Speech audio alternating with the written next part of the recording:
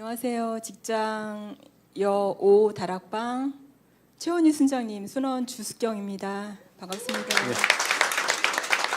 앉으십시오. 예. 네, 주숙경 집사님, 예, 제가 이렇게 요청드렸는데 깜짝 놀라시더니 이틀을 기도하신다고 하시다가 이렇게 오시게 됐습니다. 야, 너무 감사합니다. 주 집사님은 부모님을 오랫동안 간호하셨다고 들었어요. 네, 엄마랑 아버지가 오랫동안 이제 그 지병이 많으셔갖고 네. 거의 저 고등학교 때부터 엄마가 아프시기 시작하셔갖고 2017년도에 돌아가셨거든요. 네. 이제 그때까지 그래도 제가 가까운 거리에서 많이 예. 돌봐드렸죠. 어렸을 때부터 모태 신앙이셨나요? 아니면은 형제가 어떻게? 저는 사녀 일남이고요. 제가 네 번째 딸이고 저희 남동생을 낳기 위해서 저까지 낳은 케이스입니다. 옛날에 그런 거 많죠. 예, 아들 낳을 때까지 어느 집은 7명 낳고 아들을 결국 못 낳은 집도 있는데. 네, 그래서 예. 저는 어렸을 때 너무 힘들었습니다. 네. 그래서 어렸을 때 교회 나가셨나요? 아니요, 제가 4살, 5살 때쯤 4살 때부터 나간 것 같은데요. 언니들 2명이 먼저 나가고 언니들 따라서 네. 3명이 나갔습니다. 부모님은 교회 안 다니신 예, 거죠? 안 다니셨어요. 예, 네. 그렇게 나가셔서 계속적으로 이제 교회를 나가시게 네, 된. 네. 예, 어떻게 언니들이랑도 집사님이랑 좀 다른 점이 많이 있었다고요?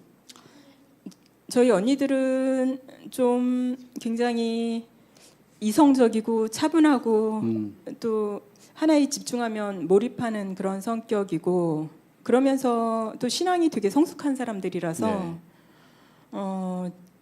같은 형제지만 저는 너무나 흔들리는 사람이고 저희 언니들은 그 중심을 좀 잡아주는 그런 역할을 많이 했습니다. 네. 오히려 반대로 이성적이고 감성적이시고, 네, 네, 예, 네. 굉장히 공감을 굉장히 잘하시는 네. 정이 많으시죠? 네, 네. 예. 어머니가 어렸을 때 어떤 일을 부모님 어떤 일을 하셨나요? 저희 엄마 아버지는 어렸을 때 장사를 하셨는데요. 아무래도 장사를 하시다 보니까 그 언니들이 주로 저희들을 좀 많이 돌봐줬고 그러면서 부모님도 워낙 바쁘시니까 굉장히 바쁘고 힘들게 사셨던 것 같아요. 네, 힘들게 네, 좀 많이 부모를 도와주셨나요? 네. 왜 그러냐면 모든 그 자녀들이 많이 도와주셨나요? 아니면 아니요, 제가 그 엄마가 아들이 있었으면 진작 제가 안 태어났을 건데 그래서 제가 어린 마음에 좀 그게 좀 저도 많이 그 생각을 했었어요. 어린 마음에도 그랬던 것 같아요. 그래서 내가 엄마를 좀 도와드려야 되겠다. 엄마의 저 힘듦을 그게 좀 어려서부터 그 마음이 자연스럽게 들었던 것 같아요. 네. 도와주시다가 네. 그 어머니는 어떻게 어린 마음에 아버지 같은 경우는 좀 집안 가정적이셨나요? 근데 아버지도 저희 오남매를 그렇게 이제 키우시기 때문에 사실 다 공부를 시키고 또 그렇게 한다는 게 두 분이 굉장히 힘든 가운데 그렇게 해주셨기 때문에 굉장히 아버지도 어렸을 때 이제 제가 어렸을 때는 힘드셨겠지만 내색을 안 하고 되게 그런 거를 잘해주셨고 교육열이 엄청 저희 엄마 아버지가 강하셨어요. 그리고 부모님은 교회를 안 다니시지만 저희가 교회를 안 가면 엄마한테 굉장히 혼났어요. 훌륭하신 그래서 분이네. 옛날에는 그 총채 아시나요? 총채. 총채 또는 구두주걱. 저희 집은 구두주걱이었습니다. 대나무 구두주걱. 총채하고 빗자루 대하고 그걸로 방빗자루 해서 엄마가 교회를 안 가면 그렇게 때리셨어요.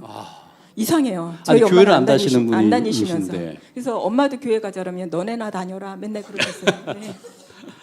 그러다가 어떻게 두 분이 나중에는 교회 가시게 됐죠? 네네. 어떤 계기로 이렇게 그 과정이 뭐 쉬운 과정은 아니었었던 것 같은데요. 저희 큰언니가 신학을 했고요. 그때 좀 집에서 핍박을 받았어요. 왜냐면 동생들 돌보고 좀 안 믿는 입장에서 신학을 한다는 게 굉장히 좀 이해가 안 되는 그런 거였는데 그럼에도 불구하고 저희 언니가 강하게 뭐 맨날 산에 기도도 가고 뭐 그러고 신학을 하고 그러면서 저희가 이제 믿음을 다 갖고 생활을 하다 보니까 엄마 아버지도 교회를 다니는 거에 대해서는 언젠가는 나가겠다고 생각을 하신 것 같아요. 네, 딱 결심은 하지 않으셨지만 그러다가 저희 아버지가 61살 정도 되셨을 때 말기 폐암이 걸리셨어요. 한 20년 전인가요? 20년. 훨씬 넘었나요? 지금 저희 아버지가 88살이시니까 네, 27년 정도. 27년 정도 전에. 예. 근데 그때 폐암 수술을 하실 때 다 믿는 저희 자녀들이니까 이제 그 교회들 각 목사님들이나 또 그렇게 오셔갖고 정말 병상에 있는 아버지를 놓고 기도를 하는데 그때 아버지가 굉장히 좀 감동을 받으셨던 것 같아요. 그리고 그 폐암이 굉장히 치료하기 어려운 4기가 넘어서 바로 4기. 다 전이가 된 상태였습니다. 그래서 수술을 한다고 해도 어떻게 될지 몰랐는데 일단 수술을 하기로 결정해서 수술을 했고 그 다음 날 제가 아버지를 봤을 때는 너무 부어갖고 사람의 형상이 아니었고 완전 진짜 무슨 만화 영화에 나오는 그런 모습이었어요. 너무 많이 달고 있어갖고 그런데 그게 저는 지금도 그 모습이 너무 선명하게 떠오르고 그때 아버지가 너무 불쌍한 거예요. 그렇게 고통스러운데 아버지가 의사 표현을 다 하시고 저희 아버지 굉장히 강하신 분이거든요. 그래갖고 괜찮다고 하셨던 것 같아요. 괜찮다. 아버지 괜찮다. 목소리는 잘 안 나오시지만 네. 그렇게 얘기하셨던 것 같아요. 어. 그러고 그때부터 아버지 그러면 이제 교회 다니셔야 돼요. 저희가 아버지 하나님이 살려주셨어요. 저희가 맨날 그러니까 그래야지 가야지. 그때 제가 부천에 살고 있었는데 그때 아버지가 나으시고 부천에서 저랑 같이 교회를 다니셨어요. 저희 언니들은 결혼을 해서 다 딴 데 살고 있었고 그때 7시 예배가 있었는데 저희 아버지는 7시 예배를 저랑 같이 다니시고 그때부터 여태까지 예배는 한 번도 빠지신 적이 없으세요. 네. 폐암이 걸리시면서 이제 자녀들이 가시게자고 할 때 네. 나가시게 돼서 지금까지 네, 이렇게 네. 지금도 살아계시죠. 네. 예. 어머니는 어떠십니까? 엄마는 제가 계속 많이 옆에서 이렇게 돌봐드렸는데 2017년도에 19년도에 12월 달에 소천하셨어요. 예. 네. 이전에 뭐 건강하시다가 갑자기 소처하신 건가요? 아니면 아니 이전부터 그건 지병이 아니고요. 있으셨나요? 저희 엄마는 제가 고등학교 때부터 엄마가 당뇨 진단을 받으셨어요. 근데 그게 당뇨가 여러 가지가 있지만 제가 봤을 땐 스트레스가 좀 많이 있었고 일도 힘드셨고 거기다가 엄마가 몸을 좀 돌보는 스타일이 아니셨어요. 그래갖고 그런 게 굉장히 당뇨를 촉발을 했는데 그러고 나서 관리를 하셨어야 되는데 그 관리조차도 하지 않으시고 그냥 생활하시는 데 바빴던 것 같아요. 그래서 다른 분들보다 굉장히 당뇨에 대해서 합병증이 일찍 오셨어요. 그래서 거의 눈도 한쪽 눈은 거의 안 보이셨고 한쪽 눈도 녹내장으로 거의 형체만 보이셨고 그리고 당뇨 진단 받고 60살에는 또 자궁암 수술을 받으셨고 뇌경색, 심혈관계 질환, 그 관상동맥이 3개가 막히셨고 아이고. 뇌경색으로 쓰러지시고 저희 엄마는 당뇨가 너무 심해서 매일매일 그 저혈압에 빠지셔갖고 주사를 너무 세게 맞으시니까 조절이 안 돼요. 아무리 조절을 해도 주사를 많이 맞을 때는 하루에 3번까지 맞으세요. 그런데 그 바늘을 돌리면 그게 안 보이니까 저희 아버지도 당뇨였거든요. 그러면 저희가 냉장고에 그걸 넣어놓으면 어느 날 둘이 거꾸로 받고 있어요. 바꿔서요. 그리고 제가 이제 아버지랑 주로 제가 살았는데 이제 엄마가 잠깐 어디를 가 계셨어요. 요양 때문에. 그러다가 집에 오셨는데 엄마가 이렇게 머리를 감고 나오시는 거예요. 그래서 근데 엄마한테서 이상한 냄새가 나는 거예요. 그래서 엄마 머리 감았어? 그랬더니 그래서 엄마 뭘로 감았어? 그랬더니 저기 있는 샴푸 그랬더니 그게 제가 키우던 강아지 샴푸였거든요. 그래갖고서 두 개가 다른가요? 전 강아지랑 키워봐서. 좀 틀려요. 좀 그게 더 다르니까요. 순해요. 몸에 나쁘진 않아요. 네. 그래갖고 제가 막 웃으면서 제 동생한테 야 엄마가 강아지 샴푸로 머리를 감았어. 야 너무 웃기지 않은가. 제 동생이 저를 한참 보더니 누나는 웃겨? 그래서 그랬더니 난 너무 슬퍼. 그래갖고서 근데 매일 아프시니까 그거를 매일 그럴 수는 없고 하여튼 그 고비라는 고비를 저희 엄마는 너무 많이 넘기셨어요. 네, 언니들은 이제 결혼해가지고 자녀도 있고 하니까 그렇죠. 옆에서 케어하기가 힘들고. 그렇죠. 큰 언니는 광주에서 예. 사역을 하고 있고 작은 언니는 그때 형부 회사 때문에 지방에 있었고 또 한 언니는 뭐 박사과정하고 애들 뭐 키우느냐고 너무 바빴고 네. 저는 결혼을 안 한 상태였고 예. 동생은 일찍 결혼을 했는데 부모님 옆에서 살았고요. 네. 네. 그래서 동생분이랑 남동생이랑 네, 집사님이 네. 주로 네, 네. 부모님을 네. 굉장히 오래 하셨네요. 그러니까 청년 때부터 계속 네, 한 20 거의 20년 30년 가까이 했던 것 같아요. 가까이 네. 그렇게 하시다가 병원비도 굉장히 많이 나왔겠어요. 예, 왜 그러냐면 엄마 아버지는 뭐 옛날 어르신들은 지금도 마찬가지겠지만 그런 그 준비를 하기보다는 생활하는 데 바빠서 병원비 준비를 못 하셨고 일단은 병원은 가면 일단 엄마를 이렇게 회복시켜야 되니까 돈이 아무리 많이 들더라도 근데 무조건 검사를 하니까 MRI, CT 뭐 다 기본이잖아요. 비급여로. 그래서 한 번 가면 무조건 돈이 엄청 많이 나왔죠. 예, 그래서 그런 부분도 좀 많이 힘들었고 마음도 좀 많이 힘들었죠. 네. 그걸 남동생이랑 집사님 두 분이 감당하시고 네, 저희 하시니까. 아버지가 돈이 있으셨는데 저희 아버지는 돈 쓰는 걸 싫어하세요. 그래갖고서 전혀 그냥 아버지가 그 미래 그거를 준비하시느냐고 마음이 그러셨던 것 같아요. 저 같은 경우는 아버지 통장 내놓으십시오 이럴 텐데 근데 아무리 얘기해도 안 되니까요. 예 그렇게 오랫동안 하시고 그러다가 남동생이 미국을 아까 하는 네. 미국에 방문한 게 남동생이 간 거잖아요. 2017년도에 갑자기 네. 회사에서 주재원으로 발령이 났는데 그때도 엄마 아버지가 굉장히 힘드신 상태인데 이제 그렇게 간병을 하던 동생이 자기는 못 가겠다고 회사에 얘기를 했는데 저희는 좀 기도를 해보자. 무조건 못 가겠다고 하지 말고 이것도 하나님이 너한테 주신 기회일 수 있는데 그래서 같이 얘기를 했는데 동생은 차마 엄마 아버지 그렇게 연약하신 분들, 연로하신 분들을 놔두고 갈 수 없다고. 정말 우리 아들 동생은 제가 중학교 때까지 이름이 없었어요. 애기였어요. 그래서 이제 그런 동생을 그렇게 의지하셨는데 그게 저도 너무 두려운 거예요. 동생을 생각한 가라고 해야 되는데 그러고 나서 엄마 아버지가 충격을 받으실 걸 생각하면 너무 저도 그런데 그래도 가야 되지 않겠나 생각을 하는데 그때 중학생이었던 조카가 울면서 아빠한테 아빠는 왜 우리 생각을 안 하냐고 나 미국 가고 싶다고 걔가 그랬대요.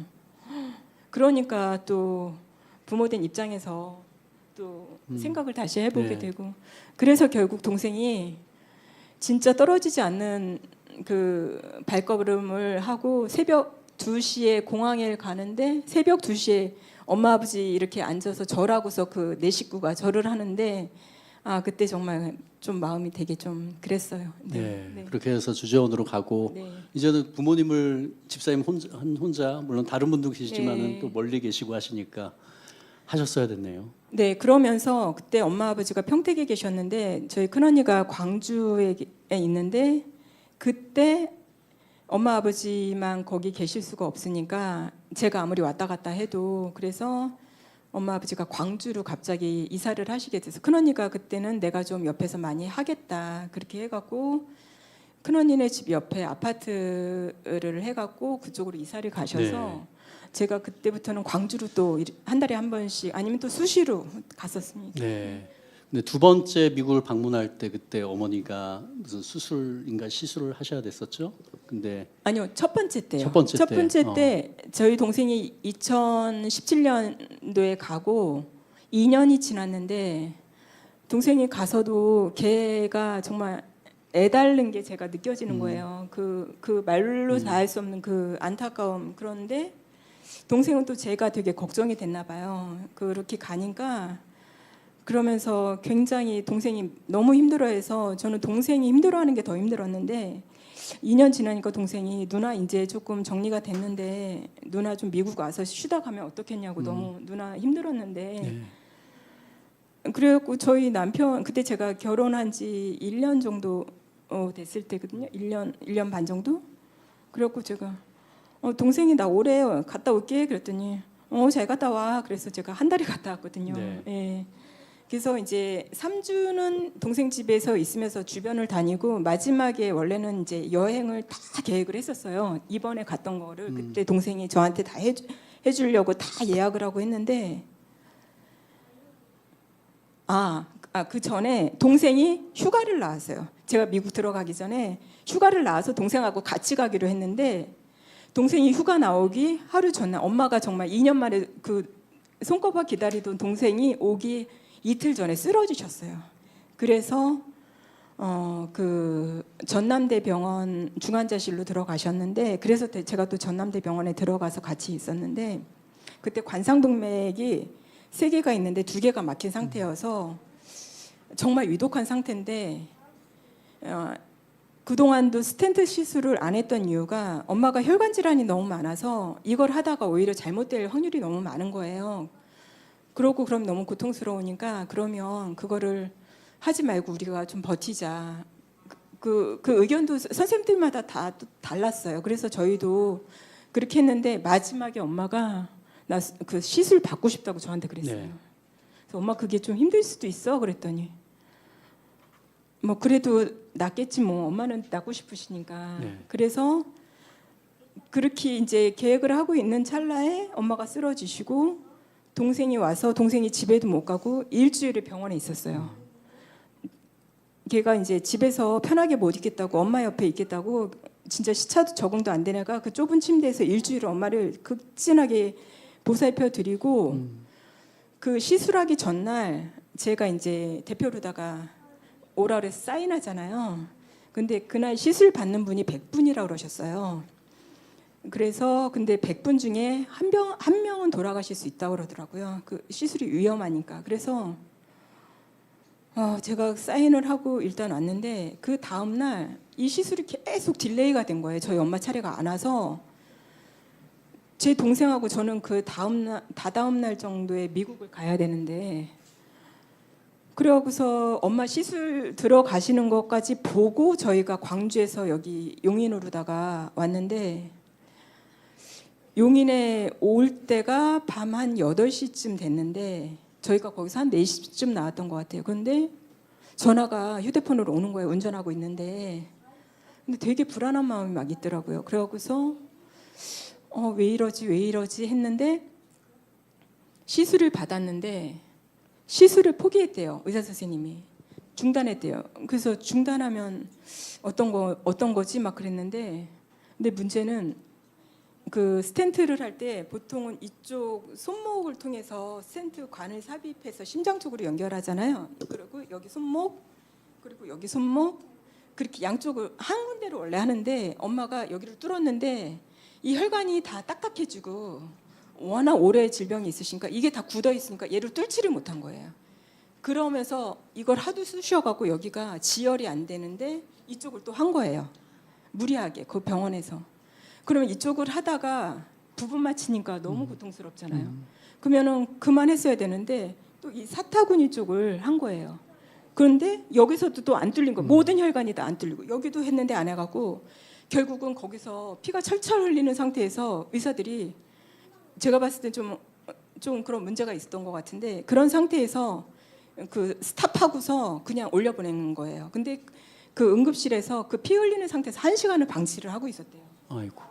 너무 시간이 늦으니까 그분들도 당황한 것 같아요. 네. 솔직히 말하면 그분들도 당황했는데 저희 언니가 병원에 있다 보니까 간호학 지금 교수인데요. 그 언니가 전화를 해서 그 교수님 통해서 그 전남대로 전화를 했더니 뭐 하는 거냐고 환자가 지금 그 응급실에서 지금 피를 흘리고 아무 처치를 받지 못하고 있는 의사들도 없었어요. 그때 너무 늦은 시간이라.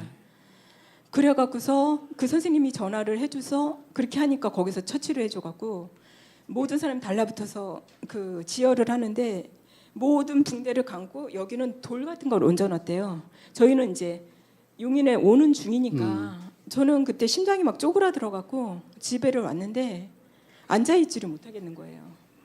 그래갖고 미국은 미국대로 기도를 하고 뭐 다 언니들 교회들 뭐 다 해서 막 너무 긴급한 상황이니까 일단 지혈이 돼야 되니까 근데 지혈이 되기 전에 그걸로 다 누르고 피는 그 다 쑤셔놔서 엄마가 고통이 이루 말할 수 없는 고통을 당한 거예요.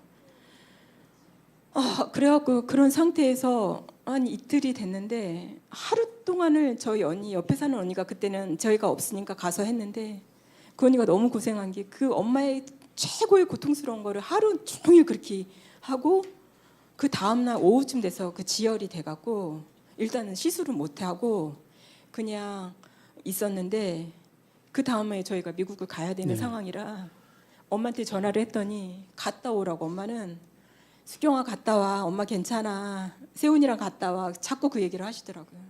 그래서 저희가 갔어요. 그러고 갔는데 좀 회복이 되시는 것 같아서 있고 저희가 마지막 여행까지 하고 오려고 그랬는데 이 그 부작용으로 주사 스테로이드 부작용으로 엄마의 몸이 모든 게 이렇게 부풀어 올라가고 다 터져갖고 온몸이 다 진물이 났대요. 저는 그거를 못 봤는데 마지막 30일 동안은 그 진물이 엉겨붙어갖고 엄마의 고통을 저희 언니들이 그땐 간호를 했는데 눈을 뜨고 볼 수가 없었대요. 그런데 제가 전화를 하면 엄마가 괜찮다고 잘 있다 오라고 맨날 그러셨는데 저희가 거기서 이제 마지막 일주일 남기고 여행을 떠나기 전날 엄마가 위독하다고 전화가 온 거예요. 그래갖고서 다 취소하고 비행기표 알아보는데 또 비행기표가 그렇게 있지가 않아갖고 제일 빠른 걸로 알아봐도 그 다음날 저녁인 거예요. 돈을 2배 정도 더 줬거든요. 편도만 해도. 그래갖고서 그렇게 해갖고서 했는데 그 다음날 엄마가 돌아가셨다고 그러고 동생이랑 이제 그 회사 직원분이 운전해주는 차를 타고 공항에서 2시간을 공항까지 가면서 비행기를 타러 가고 거기서 오는데 비통한 감정으로 들어오셨겠네요. 네, 그때 좀 많이 네. 네. 그렇게 돌아가셨는데 어떤 화가 나거나 그런 것들은 아니었나요? 어떤 마음이었나요? 그런데 엄마가 그래도 마지막에 동생이 그렇게 사랑하는 아들이 와서 일주일 동안 병간호를 하고 옆에 있었고 또 그동안 아프셨지만 저희 엄마가 정말 많은 데를 다니셨어요. 제가 많이 모시고 다니고 제 차로 많이 다니시고 네. 맛있는 것도 진짜 많이 드시러 다니고 저희가 형제가 많다 보니까 또 언니들도 언니들대로 엄마를 모시고 아버지를 그렇게 해서 그래도 굉장히 또 행복하게 사시고 나중에 신앙 안에서 그렇게 사셔서 그 고통이 이제 사라졌다고 생각이 들어요. 네. 네. 아유, 감사하네요. 네. 이게 그냥 잠깐 말로만 들었지만은 거의 20년 넘는 그 네. 수발을 드신 거잖아요. 아버지, 어머니 두 분 다. 이 끝날 것 같지 않은 부모님을 돌보는 시간을 견딜 수 있었던 요인이 뭐였나요? 그러니까 일단은 그 제가 하나님에 속한 자라서 그렇지 않았을까 하는 생각이 들어요. 제 힘으로는 할 수가 없었고 그 가운데 저도 그 지금 그 말씀드렸던 그런 과정 속에서 제가 딱 그것만은 아니겠지만 제가 20년을 잠을 못 잤거든요. 그래서 저는 제가 잠을 잘 수 있을 거라고 생각을 못 했어요. 항상 약을 먹어야지만 잠을 자고 또 잠을 못 자면 되게 또 이 불안한 마음이 많이 들거든요. 내가 오늘 못 자면 또 어떡하지? 막 그런 불안한 감도 되게 많았는데 제가 2년 전부터 약을 안 먹고 잠이 잘 오거든요. 되게 긴 세월이잖아요. 그래서 정말 포기하고 싶은 세월이었는데 갑자기 잠이 오는 거예요. 그래서 제가 그걸 생각하면서 제가 지금 잠깐 중보기도를 안 하고 있는데 중보기도 팀에 저희 기도 제목 올려오는 것 중에 또 잠을 못 주무시는 분들이 많고 그 고통 그리고 또 부모님이 편찮으시고 상황이 너무 어렵고 저희들은 다 그런 세대잖아요. 저희 세대가 그렇다 보니까 그런 기도가 올라오면 정말 그 저희 아버지 생각처럼 기도가 되게 되고 또 잠을 못 주무시는 분들에 대한 그 마음이 저한테 되게 각별해서 지금도 누가 못 주무신다면 계속 그분을 위해서 아침마다 기도를 하거든요. 그러니까 하나님은 그것을 통해서도 또 제가 잠 못 잤는데 지금 나았잖아요. 지금 누군가 잠 못 주무시고 너무나 괴로워하시겠지만 20년을 못 잔 저 사람도 잘 수 있는데 하나님이 그분들한테 또 소망을 주실 것 같아요. 아멘. 네. 20년 동안 쉽지 않은 그게 부모님이어도 굉장히 쉽지 않죠. 그걸 신실하게 하나님이 주신 은혜로 감당한 집사님에게 주신 선물 같습니다. 예, 감사합니다. 오늘 그 하늘 가는 밝은 길이 이 찬양이 오늘 나누신 찬양인데 이 장례식에 불렀던 어머니 장례식에 불렀던 곡이라고 하셨죠? 그때 그 저희는 미국에서 오느냐고 5일장을 하게 됐고요. 독일에 있는 또 조카가 있는데 성악을 그쪽에서 공부를 하고 있는데 걔는 올 수 있는 상황이 아니었어요. 그래서 저희가 장례식장에 도착하니까 발인 예배 때도 그렇고 그 조카 이름이 예림인데 예림이가 그 하늘 가는 밝은 길이를 할머니한테 불러서 보낸 거예요. 그래서 그거를 틀어놨는데 저는 그때까지만 해도 그 하늘 가는 밝은 길 그 찬양을 그냥 불렀어요. 멜로디만. 근데 그때 엄마가 그렇게 고통스럽게 돌아가셨지만 예림이가 멀리서 할머니를 생각하면서 그 절절한 마음으로 얼마나 비통한 마음으로 걔가 그거를 불렀을 때 우리 엄마가 하늘나라에 가면서 저거를 듣고 계시겠구나라는 생각을 하니까 제가 그 너무 위로가 됐어요. 그리고 내평찬을 준비하면서 그 찬양을 제가 묵상을 계속 했거든요. 그랬더니 그게 장례식에 부르는 노래가 아니라 지금 오늘 내 생활에 너무나 절절한 그 고백인 거예요. 그래서 내평찬이라는 것은 그 하나님이 저한테 말씀하시는 게 전 솔직히 내평찬 싫어했거든요. 이 내평찬 하는데 너무 예배가 늦게 끝나갖고 그래서 저 목사님이 저한테 얘기하셨을 때 저 진짜 멘붕 오는 줄 알았는데 근데 제가 정말 하나 깨달은 게 있다면 그것을 하겠다고 안 하고 기도하겠다고 말씀드리면서 든 생각이 하나님의 때는 너 때랑 다르고 하나님의 생각은 너의 생각과 다르다는 게 저는 너무 와닿았고 제가 맨날 뭐 기도하고 찬양하고 뭐 이렇게 거룩하게 찬양을 한다 하더라도 하나님이 그때 하라고 하시는데 하나님 저 지금 진짜 힘들어요. 그렇게 하는 게 과연 내가 그게 하나님에 대한 올바른 사랑일까라는 생각이 드는 거예요. 그래서 내평찬을 준비하는 한 3주의 시간 동안 하나님을 좀 되게 묵상을 많이 하게 됐어요.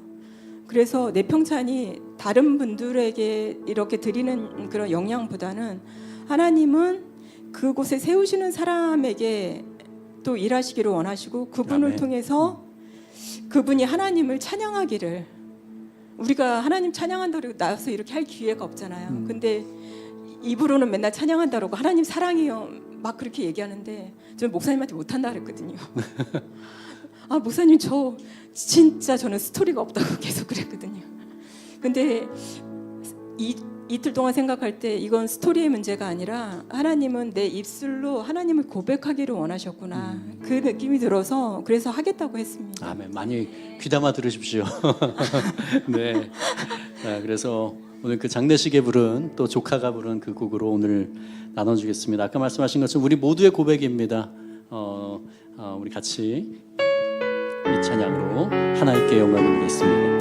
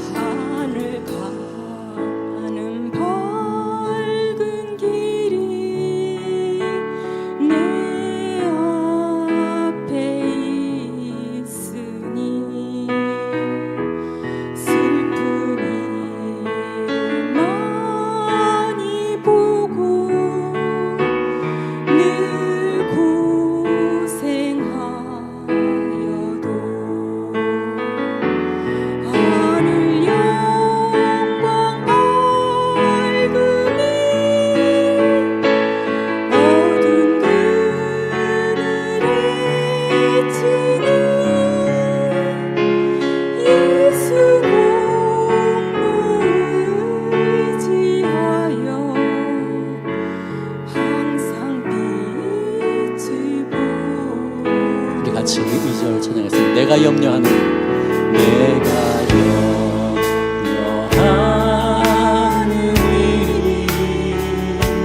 세상에 많은 주 속에 근심 밖에 걱정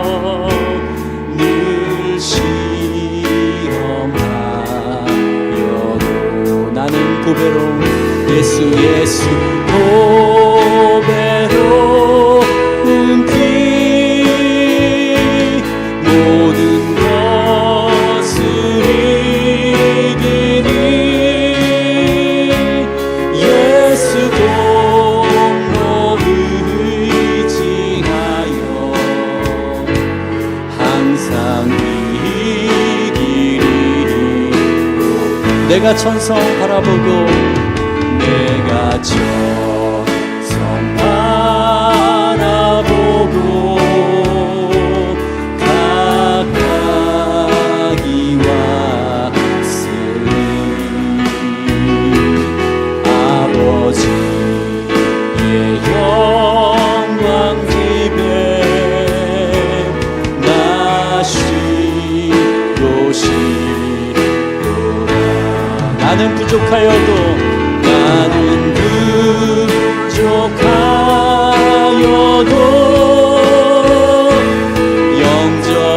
영접하실 터이니